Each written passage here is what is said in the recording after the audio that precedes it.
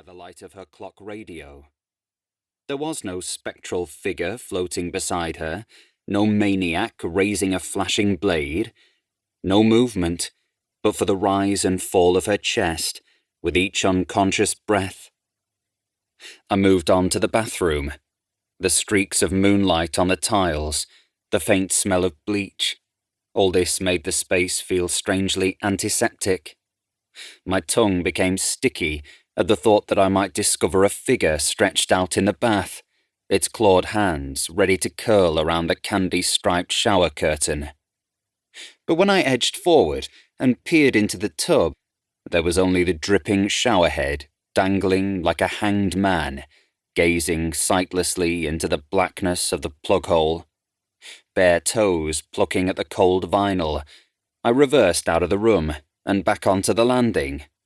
Clutching the banister, I descended the stairs, stretching myself over the final step, which, for reasons I couldn't articulate, I never liked to touch, and made my way into the living room, where the battered recliner hunched in the corner, and the rug reached tasseled fingers across the floor.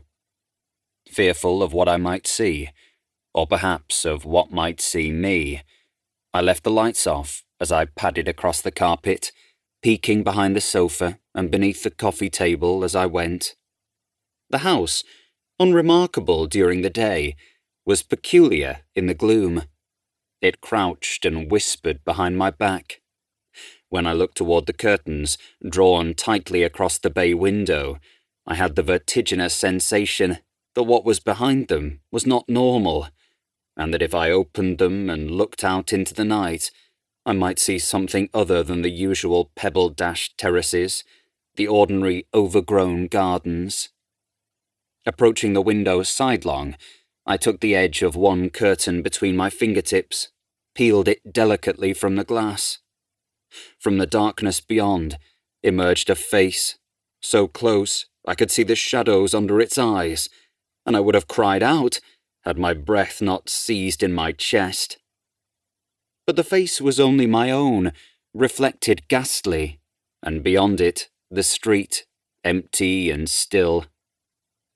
Nerves thrumming, I carried on, past the dining table, piled high with laundry, ready for ironing, past the sagging spider plant and its crisping fronds. Finally, into the kitchen, lit only by the faltering street lamp outside. On my left was the sink, where metallic drips landed on sauce-crusted pans, overseen by the stained kettle and crumb-dusted toaster.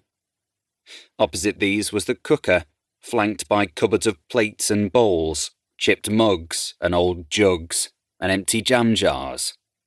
As ever, there was the smell of damp cloths and cooled cooking fat. But beneath this, something else, something organic, like freshly turned soil. There, straight ahead of me, the door leading into the little pantry, with its panel of frosted glass.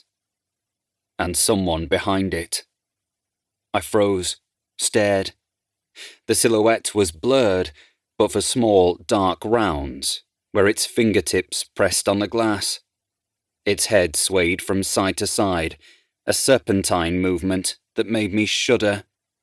I wondered whether it, whatever it was, could see me in the darkness, whether it could hear me or smell me. The important thing was to avoid alerting it to my presence, to stay perfectly still while I worked out what to do. How did it get there? The door behind which it stood was the only way into the pantry, the only way out.